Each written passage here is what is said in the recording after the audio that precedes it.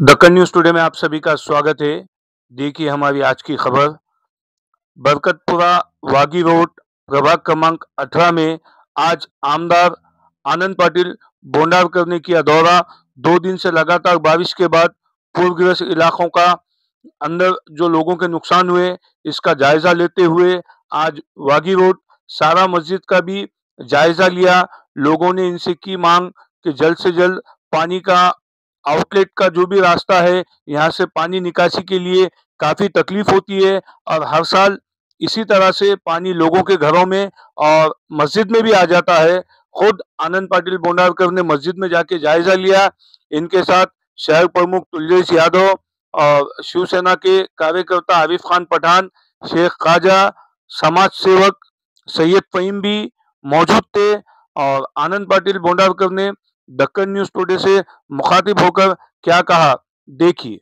आज सारा मस्जिद वागी रोड पर नांदेड़ दक्षिण के लोकप्रिय आमदार आनंदराव पाटिल बोंडारकर साहब आए हुए। साहब, यहाँ पे 2 दिन के पानी के बाद मस्जिद की क्या हालात हुई थी? कल जुम्मा की नमाज भी नहीं हुई। मराठीमध्ये बोलू शकता सर?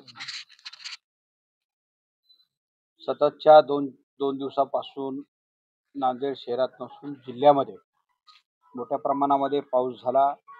काही भागामध्ये ढगफुटी झालेली आहे आणि अशा परिस्थितीमध्ये नांदेड शहरामध्ये मोठ्या प्रमाणामध्ये पाण्याचा ओघ वाढला आणि बराच मोठ्या प्रमाणामध्ये नाल्यांमध्ये पाणी आल्यामुळे लोकांच्या घरामध्ये पाणी गेलं। काल दिवसभरामध्ये आमचे नेते आदरणीय हेमंतभाऊ पाटील, मी, आमचे जिल्हा प्रमुख, आमचे शहर प्रमुख तुलजीजी यादव, आमचे संपर्क प्रमुख दत्तात्रय पैदवारजी, आमची शिवसेनेची सगळी टीम काल दिवसभर सकाळी 6 पासून संध्याकाळी 11 वाजेपर्यंत पूर्ण शहरामध्ये आम्ही फिरलो, विविध भागामध्ये गेलो, अनेक भागाची पाहणी केली। सर्व कर्मचाऱ्यांना, अधिकाऱ्यांना सोबत घेऊन नागरिकांच्या जे काही अडचणी आहेत, लोकांच्या घरामध्ये पाणी गेलेले आहेत, त्यांना तात्काळ मदत कशी करता येईल त्या भागाचे पंचनामे करून लोकांच्या घरामध्ये पाणी गेल्याने त्यांचं अन्नधान्याचं नुकसान झालेलं आहे, त्यांचं कपड्यांचं नुकसान झालेलं आहे, त्यांचं जे काही वस्तू होत्या त्याचं नुकसान झालेलं आहे। आणि आता मी आज खडकपूर या भागामध्ये आलेलो आहे। आत्ताच मी मस्जिदीमध्ये ज्या ठिकाणी आपण नमाज पढतो, नमाज अदा करतो, अशा ठिकाणी पाणी गेलं। कालची नमाज सुद्धा मुस्लिम बांधवांची झाली नाही। अतिशय वाईट परिस्थिती या भागाची आहे आणि निश्चित आता मी यानंतर लगेच कमिशनर साहेबांसोबत बैठक करणार आहे।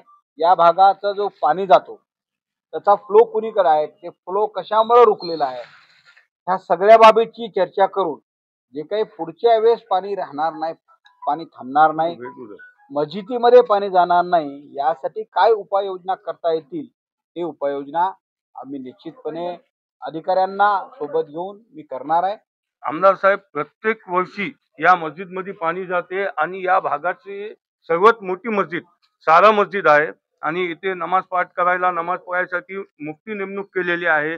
एक चांगली आणि मोठी मस्जिद असल्यामुळे लोकांना इथे त्रास होत आहे आणि याबाबत गेल्या वर्षीही आपले जे पैसे होते लोकांचे पूरग्रस्त भागात ज्या लोकांच्या घरी पाणी घुसला होता त्यांचे पैसे 2दा परत गेले।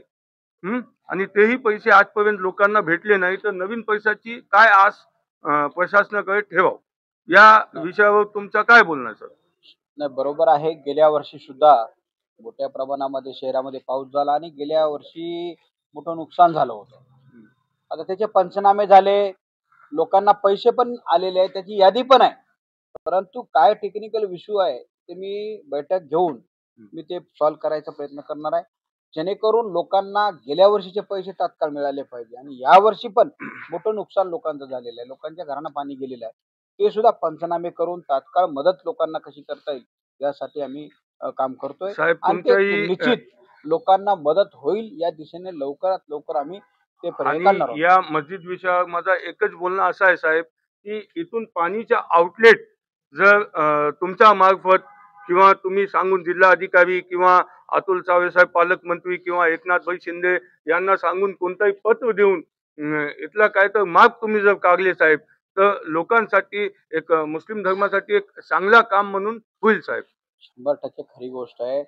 ज्या ठिकाणी आपण पवित्र काम करतो, लोकांची आस्था जोडलेली आहे, मुस्लिम बांधवांची आस्था जोडलेली आहे, मुस्लिम धर्मांची आस्था जोडलेली आहे, अशा ठिकाणी पाणी जाणं हे सगळ्यांसाठीच वाईट गोष्ट आहे.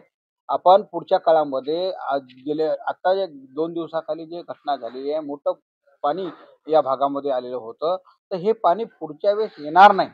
यासाठी आपल्याला काही उपाययोजना करता येतील, ते उपाययोजना करून पुढच्या वर्षी पाणी थांबणार नाही, यासाठी आपल्याला काम करायचं आहे. यामध्ये लवकरच मी महानगरपालिकेचे आयुक्त यांच्याशी बैठक घेऊन हे फ्लो कसा इथं येणार नाही, पाणी कसं येणार नाही, यासाठी 100% आपण काम करू. धन्यवाद साहेब.